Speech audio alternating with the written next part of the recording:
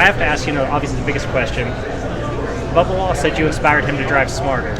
I don't think he was telling the truth. I think he was trolling.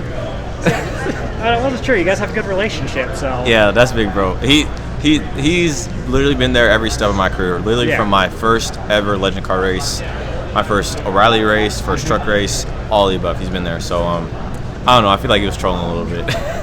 Okay, well, looking forward. I don't know. I mean, we hadn't talked about it, so we'll see. We can find out. Yeah. I'll ask him tomorrow when he's in here.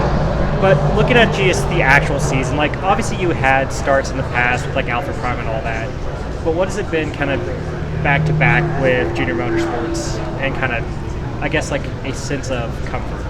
Yeah, I don't think it's. I don't know if comfort would be the word, That's probably but the wrong one. probably more like reassurance. That's the way I would say it. Like, obviously, I'm not running the car full time, but they've got great resources, great teammates, and I mentioned the reassurance, right? Because one of the first things that when I sat down with Marty in the winter, obviously, like they had a record-breaking year.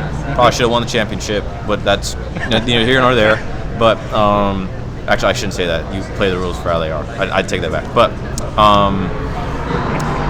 honestly, it was like that doesn't matter. That has nothing to do with what I do perform, how I perform this season, right? And that was great reassurance because that was not that I put any pressure on myself, but that was even more of a, you got this. Because I've put all of what I've got into preparing and doing my best, and I know the team is there, the resources are there.